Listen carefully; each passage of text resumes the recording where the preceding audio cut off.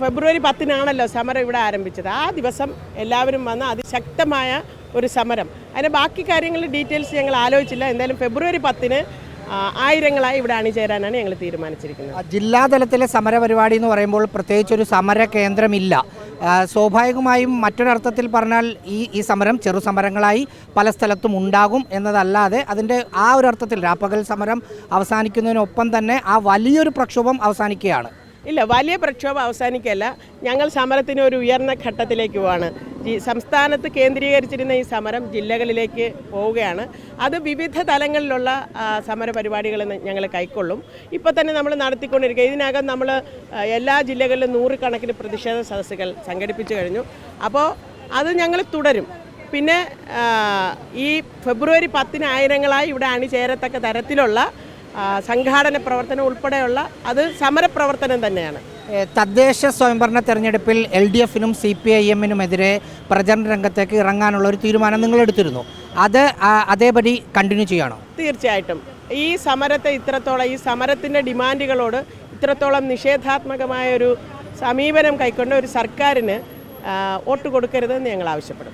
ഒരേ സമയം നിങ്ങൾ തന്നെ ഇപ്പം ബിന്ദു ചേച്ചി ഇവിടെ വാർത്താസമ്മേളനം നടത്തി പറഞ്ഞു, സർക്കാർ ഞങ്ങളുടെ ആവശ്യങ്ങളോട് അംഗീകരിച്ചു. അതിൽ 2 ആവശ്യമാണ് അംഗീകരിക്കാത്തത്. 21,000 രൂപ വേണം എന്നതും പിരിഞ്ഞു പോകുന്ന സമയത്ത് 5 ലക്ഷം രൂപ നൽകണം. ഈ 2 ആവശ്യമാണ് അംഗീകരിക്കാത്തതുള്ളതെന്നാണ് വാർത്താസമ്മേളനത്തിൽ എനിക്ക് മനസ്സിലായത്. ബാക്കി ആവശ്യങ്ങളെല്ലാം സർക്കാർ അംഗീകരിച്ചിട്ടുമുണ്ട്. അപ്പോൾ അവർക്കെതിരെ ഒരു പ്രചരണത്തിന് ഇറങ്ങുക എന്ന് പറയുന്നതിലൊരു ഇരട്ടത്താപ്പുണ്ടോ? ഒരു ഇരട്ടത്താപ്പും ഇല്ല.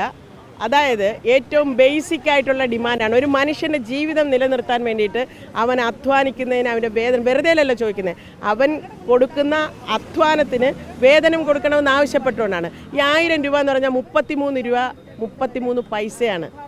8.5 മാസം മുമ്പ് ഞങ്ങൾ സമരം ആരംഭിക്കുമ്പോൾ ഇവിടെ വെളിച്ചെണ്ണയ്ക്ക് 190 രൂപയുണ്ടായിരുന്നു. ഇപ്പോൾ 450 രൂപയാണ് വെളിച്ചെണ്ണയ്ക്ക്. അപ്പോൾ ഈ പ്രഖ്യാപനം എന്ന് പറയുന്നത് എത്ര ചെറിയൊരു നിസ്സാരപ്പെട്ട ഒരു തുകയാണ്. തീർച്ചയായിട്ടും ഈ സമരത്തെ അപമാനിച്ചുകൊണ്ടാണ് അവർ ഈ പ്രഖ്യാപനം. അതല്ല, ഒരേ സമയം സമരം വിജയിച്ചു എന്ന് പറയുകയും ഒപ്പം തന്നെ സമരം ജില്ലാതലത്തിൽ തുടരും, തദ്ദേശ സ്വയംഭരണ തെരഞ്ഞെടുപ്പിൽ LDF-നെതിരായി വരും എന്ന് പറയുന്നതിലൊരു പ്രശ്നമുണ്ടോ എന്നാണ്. ഒരു പ്രശ്നവുമില്ല. കാരണം ഒരു 10 ദിവസം കൊണ്ടോ 15 ദിവസം കൊണ്ടോ തീർക്കാവായിരുന്ന ഒരു സമരത്തെ ഇത്രയും നാൾ വലിച്ചു നീട്ടി, ഞങ്ങൾ നേരത്തെ ഇവിടെ പറഞ്ഞ ഒരു പ്രാഥമിക സൗകര്യത്തിന് പോലും ഒരു ഇടവുമില്ലാത്ത ഒരു സ്ഥലത്ത് ഈ ആയിരക്കണക്കിന് സ്ത്രീകളെ 265 ദിവസം ഈ തെരുവിലിട്ട് ഇത്തരത്തിൽ ഈ സമരത്തെ കൈകാര്യം ചെയ്തവരെ ആ രാഷ്ട്രീയം പറയണ്ടേ? അത് പറയണം. അത് ആഗ്രഹിക്കുന്നുണ്ട് കേരള ജനത. അത് ഞങ്ങൾ പറയും. അതിനകത്ത് ഇതിനെ ഇങ്ങനെ പരസ്പരം കോൺട്രഡിക്ഷൻ വരത്തക്ക രീതിയിൽ ബന്ധിപ്പിക്കേണ്ട കാര്യമേ ഇല്ല. കാരണം ഇതൊരു ജനാധിപത്യ പ്രക്രിയയിലൂടെ തെരഞ്ഞെടുക്കപ്പെട്ട ഒരു സർക്കാർ, ജനങ്ങളുടെ നികുതി പണം കൊണ്ട് പ്രവർത്തിച്ചുകൊണ്ടിരിക്കുന്ന ഒരു സർക്കാർ. ആ സർക്കാർ ഒരു ജനാധിപത്യ സമരത്തോട് ഇത്തരത്തിലുള്ളൊരു നിലപാടാണോ എടുക്കുന്നത്? ഒരിക്കലും അല്ല. ഇത് ആര് മാതൃകയാക്കണം? ഇത് യോഗി ആദിത്യനാഥിനെ ഇനി പറയാൻ പറ്റുമോ? ഇത്തരത്തിലുള്ള ജനാധിപത്യ വിരുദ്ധത കാണിച്ചാൽ അതിനെ ചോദ്യം ചെയ്യേണ്ടുന്നവരാണ് ഇടതുപക്ഷം. ഇതിൽ CI2 ഒക്കെ തുടക്കം മുതൽ പറഞ്ഞുകൊണ്ടിരുന്ന, പ്രത്യേകിച്ച് എളമരം കരീമൊക്കെ പറഞ്ഞുകൊണ്ടിരുന്നത് ആശമാരിൽ ന്യൂനപക്ഷമായ കുറച്ചാളുകളുടെ സമരമെന്നാണ്. ആ ന്യൂനപക്ഷ ആളുകളുടെ സമരം വിജയിച്ചു. അതുകൊണ്ട് ഭൂരിപക്ഷമെന്ന് അവർ അവകാശപ്പെടുന്ന ആളുകൾക്ക് കൂടി ഗുണം കിട്ടി എന്നതാണ് ഇതിനകത്ത് മറ്റൊരു കാര്യം.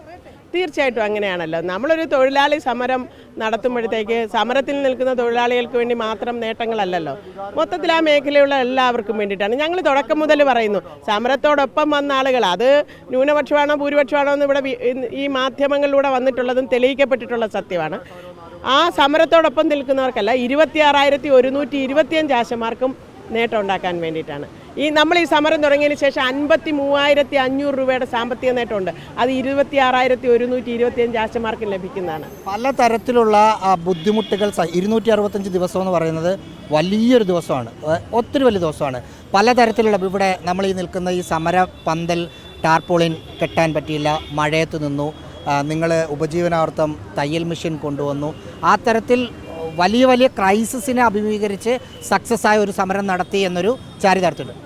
തീർച്ചയായിട്ടും അത് നമ്മൾ ഹിസ്റ്ററി ഒന്ന് വളരെ ഗൗരവമായി പരിശോധിക്കേണ്ടിയിരിക്കുന്നു. ഇത്രയും നാൾ നീണ്ടു നിന്ന ഒരു സമരം, സ്ത്രീ തൊഴിലാളികൾ നടത്തിയ സമരം, ഒരു ദിവസം പോലും നമ്മൾ ഈ സമര പന്തൽ അടച്ചിടുകയോ നിർത്തിവെക്കുകയോ ചെയ്തിട്ടില്ല. 265 ദിവസവും ഫുൾ ഫ്ലഡ്ജഡ് ആയിട്ട് പോയതാണ്. അപ്പോൾ അത് ഹിസ്റ്ററിയിൽ സമാനതകളില്ലാത്തൊരു സമരമാണ് നമ്മൾ നടത്തിയത്. തീർച്ചയായിട്ടും അതിനകത്ത് ഞങ്ങൾക്ക് വളരെ അഭിമാനമുണ്ട്, സന്തോഷമുണ്ട്. അത് മാത്രമല്ല, ഇത് സാമൂഹ്യമായും സാംസ്കാരികമായും ഒക്കെ ഈ സമൂഹത്തിൽ ചെലുത്തിയ വലിയ സ്വാധീനങ്ങളുണ്ട്. അത് ഞങ്ങൾക്ക് കിട്ടിക്കൊണ്ടിരിക്കുന്ന സപ്പോർട്ടിൽ നിന്ന് ഞങ്ങൾക്ക് മനസ്സിലാകുമല്ലോ. അപ്പോൾ അതെല്ലാം വളരെ വലിയ ചലനങ്ങൾ സൃഷ്ടിച്ചുകൊണ്ടാണ് ആശാസമരം അവസാനിക്കുന്നത്. അങ്ങനെ അതിനൊരു അവസാനം വന്നു. ഈ അവസാനം എന്ന് പറഞ്ഞാൽ താൽക്കാലിക ഇവിടുത്തെ സമര രീതിക്ക് ഒരു അവസാനം ഉണ്ടായിട്ടുണ്ട്. സമരം തുടരും.